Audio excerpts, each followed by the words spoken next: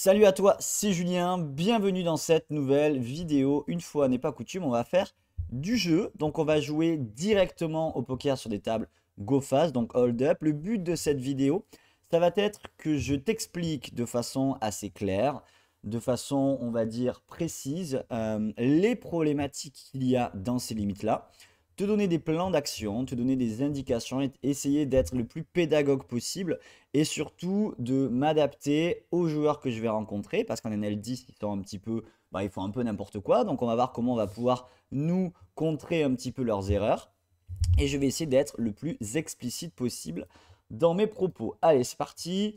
On a Roi 9 suité et on est au hijack. Donc c'est cette position-là, on va directement folder notre main, on a une main trop faible. As-9, ici, on est donc une position avant le bouton. On va pouvoir relancer tranquillement notre main. Donc on est au cut-off. Là, pareil, on peut faire un peu ce qu'on veut. On peut call, on peut isoler. Le problème, c'est qu'il a que 24 blindes. Donc notre marge de manœuvre, entre guillemets, va être assez réduite parce qu'il a un petit tapis. Partant de ce principe-là, bon, on peut soit jeter notre main, soit juste compléter et aller voir un flop pour pas grand-chose. On se fait 3 bêtes par Monsieur Mélenchon. On va directement folder. 5 et 7, pareil. Alors j'aime bien le format Go Fast en vidéo parce que je trouve qu'il est très ludique, ça va vite. Ok, on a quelqu'un qui fait tapis, on colle, As-Roi, c'est snap. Ça c'est typiquement, par exemple, des choses qu'on voit dans ces petites limites. On a des joueurs qui font un peu nimp, qui vont faire tapis directement, etc. Bon là on a vraiment un spot idéal, mais c'est des choses qui arrivent très régulièrement. Chose qui n'arrive pas plus haut, hein. Des joueurs qui font tapis dans mes limites comme ça à la première main 60 blindes, ça n'arrive pas.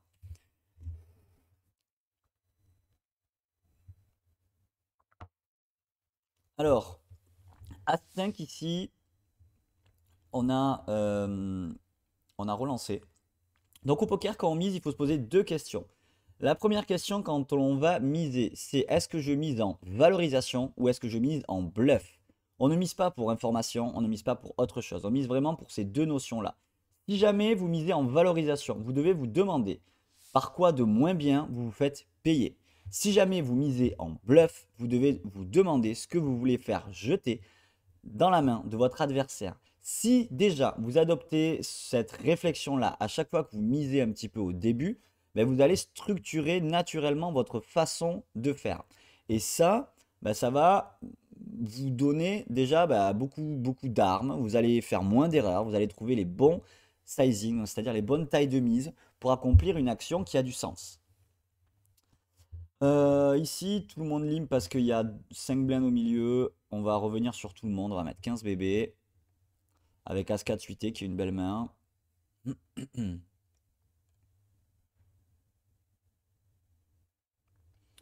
Alors, pareil, ici on a tout le monde qui limp. Le pot fait 20 blindes. On peut presque limite shove, hein. Je pense que si on fait tapis, tout le monde va folder. C'est un peu light. Mais a priori, s'ils avaient eu des mains, ils auraient fait tapis eux-mêmes. Donc on va tout mettre. Et là, ils nous montrent 3-9. Bon. Donc là, on a typiquement une notion un petit peu de cote. C'est-à-dire que il y a au milieu 3 plus 3 plus 3 plus 3 plus 3. Donc il y a à peu près une quinzaine de blindes avec les 5 blindes au milieu, quasiment 20 bébés. Et on voit que nos adversaires, ils en ont à peu près une centaine. On sait que souvent ça va folder. Et quand ça va payer, nos adversaires vont avoir un petit peu moins bien. Bon là il a payé avec Roi Valet, il avait un peu mieux.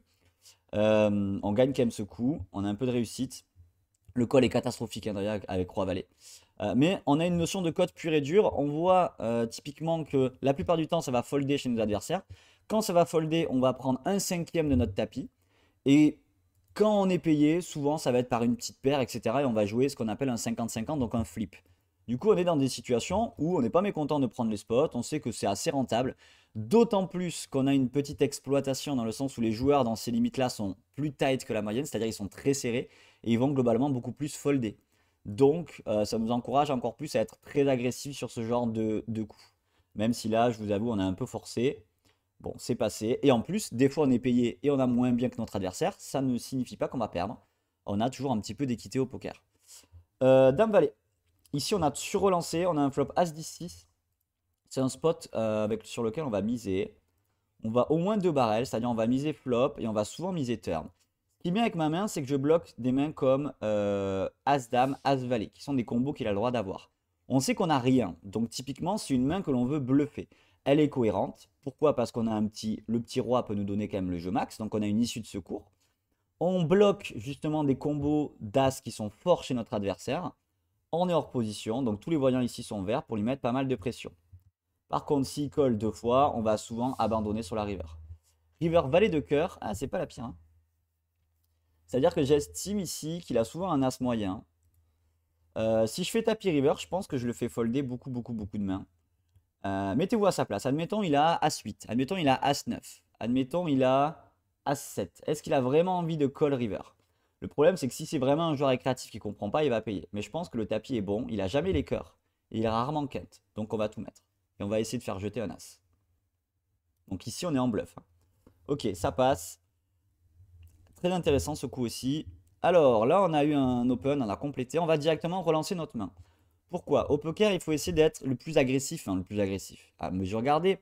Mais plus vous allez subir, plus vous allez faire des erreurs. Là, on sait qu'on a hauteur 8, c'est-à-dire on n'a rien du tout avec hauteur 8. On a un jeu qui est perdant. Par contre, on a une petite issue de secours. On joue les 7, de temps en temps les 8 et les 6 peuvent me donner une paire gagnante. Et on sait que notre adversaire va beaucoup miser sur ce flop. Ici, ça ne veut pas dire qu'il a un roi. Hein. Il a relancé, donc c'est naturel qu'il mise sur ce flop-là. Par contre, s'il faut, il a valet 10, dame valet, il a rien du tout. Donc on va relancer, se donner la possibilité de gagner le coup en lui faisant passer une main qui nous bat. Si jamais il paye, bon, on a quand même de l'équité, c'est-à-dire on a des portes de secours avec notre main. Bon là, le valet, on va checker et on va plutôt abandonner. Est-ce qu'on bluff river? On va lui laisser. Il a beaucoup de rois. Ok, il avait 2 paires. Donc on fait notre petit bluff, ça passe pas. On sait que la plupart du temps, ça va folder en face. Il colle, ok, merci, au revoir, on arrête. Et ça nous permet de faire le moins d'erreurs, de prendre le coup, de s'acheter la possibilité de le faire jeter. Et ça, c'est important.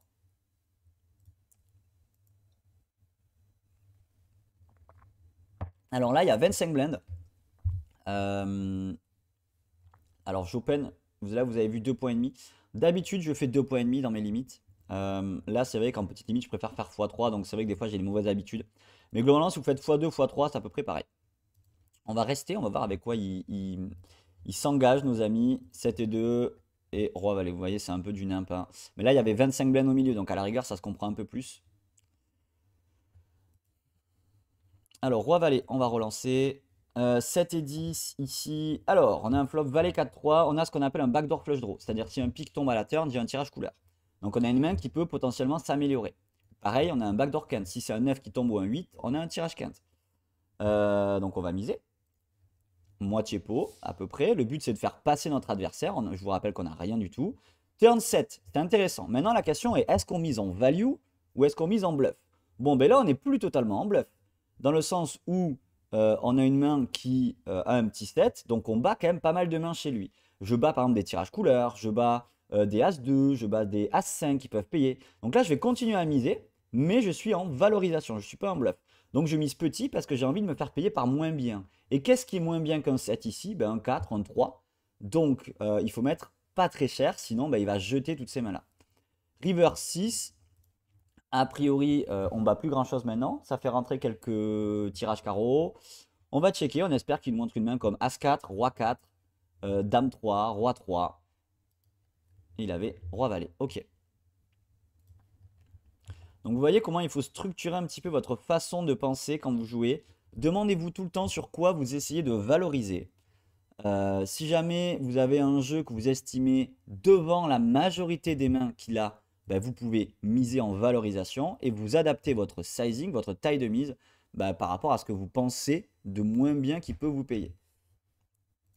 Et essayez de vous mettre à la place de votre adversaire. Essayez de vous demander ici s'il a un 4, s'il a un 3, combien il serait prêt à me payer avec cette main-là. Si vous ne vous mettez pas à la place de votre adversaire, ce petit côté un peu empathique, vous n'allez pas trop savoir quel sizing adopter, vous allez miser et vous n'allez pas vous faire payer, vous allez mal valoriser. Donc essayez de vous mettre vraiment à la place de vos adversaires.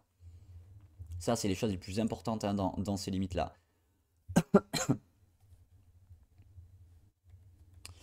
Dame 9, on se fait 3 bêtes, on va fold.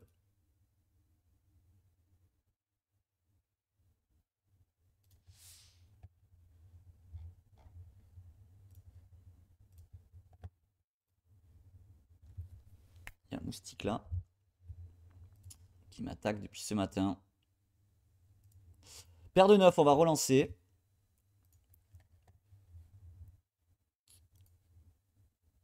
Alors, flop, valet 10-4. Il a que 13 blindes. Donc, toujours regarder le stack de notre adversaire. Ça sert à rien de miser. Je vois pas de quoi de moins bien nous paye. Donc, on va checker. On va essayer de ralentir un peu l'action. De toute façon, on n'a plus du tout de marge de manœuvre parce qu'il a un tout petit tapis. On va coller quand même une fois. On va réévaluer un peu sur la river. On va voir nous ce qu'il décide de faire. Il check, on check et il nous montre As-7. Donc, vous voyez, aucun intérêt de miser ici. Je peux mettre un peu le replayer. Aucun intérêt de miser pour la simple et bonne raison de quoi de moins bien me paye. Rien. Hormis un tirage couleur, et encore, il n'y en a pas tout le temps. 8-9 qui est un tirage quinte, je bloque. Donc en fait, il y a très peu de mains moins bonnes qui vont me payer quand je vais miser. Un 4, c'est tout. Et il n'y en a pas beaucoup ici. Donc aucun intérêt à miser en value. Aucun intérêt à miser en bluff parce que ma main est trop forte pour être bluffée.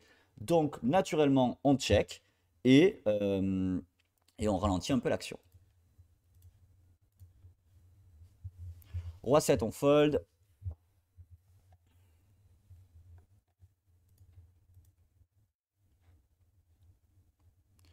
8 et 6, paire de 6, pardon. On a un open ici, 3 bêtes, 8.5 blindes. Au passage, le 3 bêtes est pas bon, il est pas assez cher. Il faut 3 bêtes au moins 10 blindes.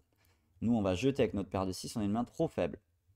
Pareil, si tu veux savoir un petit peu avec quoi relancer par rapport à la position dans laquelle tu es, ce qu'on appelle les ranges, c'est la base. Hein. C'est un peu tes fondations, c'est un peu les fondations de ta maison. Si tu connais pas tes ranges, entre guillemets, si tu les comprends pas, je dis pas de les connaître par cœur, ça n'a pas de sens, mais si tu les comprends pas, tu ne vas pas pouvoir avoir de réflexion un petit peu en entonnoir et avoir de la justesse ensuite sur ce que l'on appelle le post-flop, donc une fois que le flop tombe, sur comment manœuvrer tes mains. Pourquoi? Parce que tout part du post-flop, du pré-flop. Donc si tu l'as pas, bah, tu vas être complètement perdu post-flop. C'est un peu comme en mathématiques quand on te demande, par exemple, quand tu as un exercice où tu dois répondre à plusieurs questions et qu'à chaque fois la réponse de la question précédente t'aide à avancer. Bah, si tu n'as pas la première réponse à la question, bah, tu peux même pas faire ton exercice. Bah, au poker, c'est pareil. C'est un peu pareil. Donc ça, c'est la base de la base. Ces limites-là, moi, je les ai énormément jouées hein, pour un peu vous en parler. De la NL, on va dire, bon, 10. Moi, j'ai commencé en NL 5 à l'époque, il y a longtemps quand j'étais étudiant. Aujourd'hui, pour ceux qui ne savent pas, moi, je joue les limites les plus chères en France, voire même en Europe. Je joue jusqu'à la NL 5000 online. J'ai commencé tout en bas. NL2, NL5. Je suis resté longtemps en NL50, donc je connais vraiment toutes ces problématiques-là par cœur.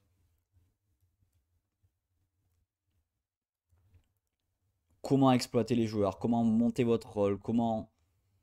Tout ça, je l'ai fait. Alors, ici, on va sur-relancer. Pourquoi? Parce qu'il y a 10 blindes au milieu. Il me semble... Non, 10 ou 5. Non, il y a 5 blindes, je crois. C'est une table bonus. Ok, lui, il nous met 30 bébés, tapis, on va folder notre main. On a une main qui est trop faible. On va voir un peu ce qu'ils ont.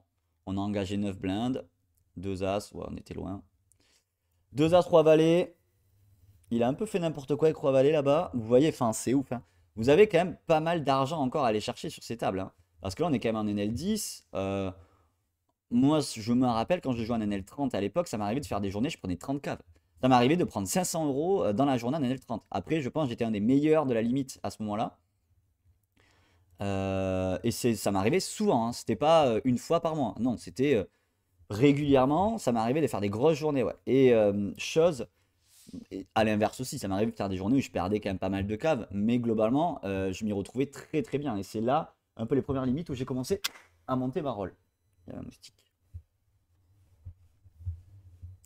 C'est vraiment les premières limites où j'ai commencé à monter ma roll. Et après, ça s'est poursuivi en NL50, où je suis resté longtemps. J'ai monté plus de 25 000 euros en NL50. Et après, ça a été un peu le début de l'aventure vers le vrai poker. Donc à partir de la 100, la 200. La 400, là on est voilà, dans le poker professionnel. La 600, la 1000. Aujourd'hui, je joue beaucoup de 1000. 600, 1000, 2000 et de la 5000. Qui sont des limites très chères. Ça m'a fait bizarre. Enfin, depuis le début de l'année, là, les premières fois où j'y étais dessus. C'était un peu un rêve. Aujourd'hui, j'y suis. Et je joue aussi pas mal de PLO, donc de poker à 4 cartes. Je joue jusqu'à la 1K en PLO. Et je pense être un des seuls Aujourd'hui, enfin pas beaucoup, il n'y a pas beaucoup de Français online qui arrivent à mixer le Hold'em à deux cartes et le PLO en même temps dans les hautes limites. On est très peu. Donc tout ça, je vous l'apprends sur ma plateforme. Je vous structure, je vous cadre. Alors, Dame 10 ici, on va miser petit.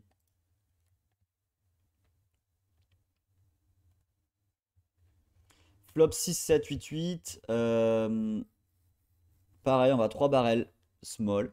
Là, on part du principe qu'il y a beaucoup de tirages chez mon adversaire. Il a des 9, il a des piques. Donc en fait, on va essayer de faire folder un tirage. On met petit, petit. Mettez-vous à sa place. Admettons, il a As 4 avec l'As de pique. Il va payer flop, il va payer turn, mais il va jamais payer river si ça tombe pas. Ben là, c'est un peu le but. Le but, c'est de miser petit, petit. Et si ça tombe pas, on bluff river. Et le fait d'avoir mis petit, petit nous coûtera moins cher les fois où ça passe pas. Bon, là, il nous relance. Il a vraiment une main. Bravo.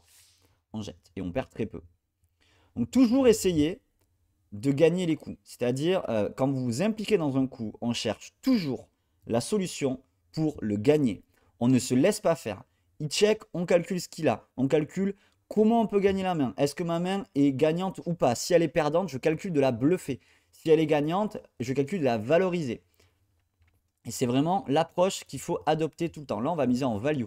Il a pas mal de As-Dame, de As-Valet, de mains, on va dire, moyennes, qui va checker et check-call, pourquoi pas une fois. S'il nous raise, on va jeter notre main.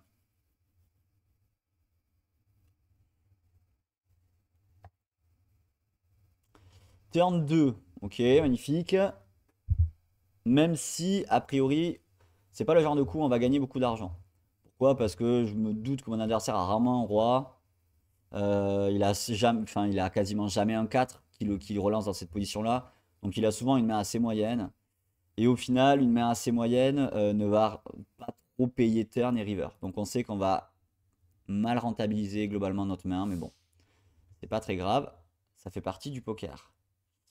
Ici, on va bluffer. Vous voyez, check, check, flop, turn 8, en overbet. A priori, il y a peu de valet 10 chez mon adversaire. Pourquoi? Parce que valet 10, il va miser au flop. Il y a peu de tirage. Donc pareil, on va continuer à miser et on va bluff. Nous, on a le droit d'avoir des 7 et des valets. Bon, des valets, il y en a un peu. Et de temps en temps, on essaie de faire coucher une main qui nous bat. Donc là, on bluffe en faisant coucher une main qui nous bat. C'est-à-dire un 10, une dame. Voilà, il avait deux rois. On l'a pas fait folder. 5 et 9, on va compléter. C'est pas ouf, mais pourquoi pas.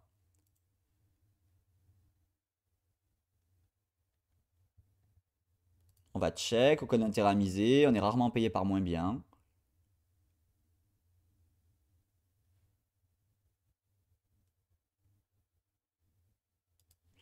Et on va fold. As-2 off. On va folder notre main. C'est trop faible. On est vraiment dominé.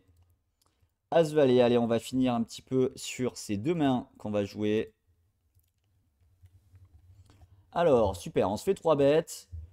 Call et 3 bêtes. Donc là, on a deux possibilités. Soit on décide de 4 bêtes notre main. On a une main qui potentiellement a de la valeur à être 4 bêtes. Pourquoi? Parce qu'elle est légèrement dominée. Soit on colle parce qu'au moins ce joueur-là va payer. On va payer parce que j'ai plus trop de temps pour réfléchir. Là, on a un avantage de range. C'est ce qu'on appelle notre adversaire est capé. Dans le sens, il ne peut pas avoir des jeux très forts. Pourquoi? Parce que sur As-Roi, ces jeux très forts, il est sur relance pré-flop. Donc là, on va pouvoir lui mettre pression maximum avec notre main. On n'a rien, oui. On a quand même les dames en issue de secours. Donc, on a une main que l'on a envie de bluffer. Et la situation est plutôt légitime à bluffer dans le sens où c'est un flop avec des grosses cartes, donc qui touche notre range à nous. On sait que lui ne l'a pas. Parce que s'il avait eu As-Roi, eh bien, il aurait 3 BT pré-flop. Donc là, on va bourriner 10 blindes et on va faire tapis river. Ici, on va folder. Ok, et il fold. On va terminer sur ça. Donc j'espère que tu as aimé cette vidéo un petit peu de jeu. Si tu veux aller plus loin au poker, tu es dans de bonnes mains. Dans le sens où aujourd'hui, tout ça, tout ce que je te montre là, c'est des choses par lesquelles je suis passé, c'est des choses que je t'apprends. Donc tu peux me voir un petit peu encore plus de contenu de moi.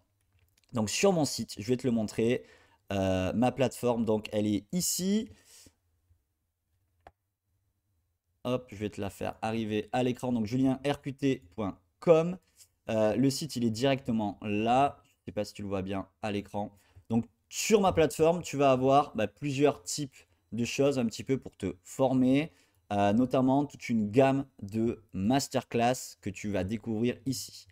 La première masterclass, donc tu as une vidéo de présentation, je t'explique le concept. Donc la masterclass sont valables à vie. Et tu en as une qui est totalement gratuite, qui est ici, donc faire ses premières armes au poker. Je te laisse un petit peu la découvrir si tu veux te mettre sur les bons rails, comprendre les premières problématiques un petit peu comme on a fait là, en allant plus loin. C'est cette masterclass là qu'il te faut, elle est totalement gratuite. Si tu as un niveau plus élevé, avec des ambitions, des objectifs, tu as ensuite du contenu approprié à ton niveau, à ton format et à tes objectifs. Chaque masterclass que tu vois ici en bas à droite a un objectif clair et répond à une problématique. La première, cash game niveau 1, exploser les petites limites, donc ce qu'on a vu là. Battre les petites limites, monter ta roll pour les jouer plus cher. Ensuite, masterclass niveau 2, cash game, battre les moyennes limites, donc crush jusqu'à la NL100.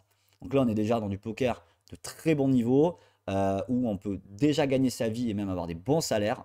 Moi, pour rappel, quand je jouais en 50 à l'époque, ça m'arrivait de gagner entre 1000 et 4000 euros par mois, back inclus, en NL50. Donc vous imaginez en NL100 ou en 200. Ensuite, la masterclass niveau 3, donc battre les hot limits, qui est là, je t'explique vraiment les problématiques du poker de haut niveau. Masterclass live, la petite dernière, donc comment exploser les joueurs au casino en live si tu es joueur de live. Donc là, avec des subtilités, des problématiques qui sont différentes au online. Et la masterclass PLO. Bref, je te dis à très vite, j'espère que tu as aimé cette vidéo. Bosse bien, je te donne rendez-vous sur mon site. Ciao.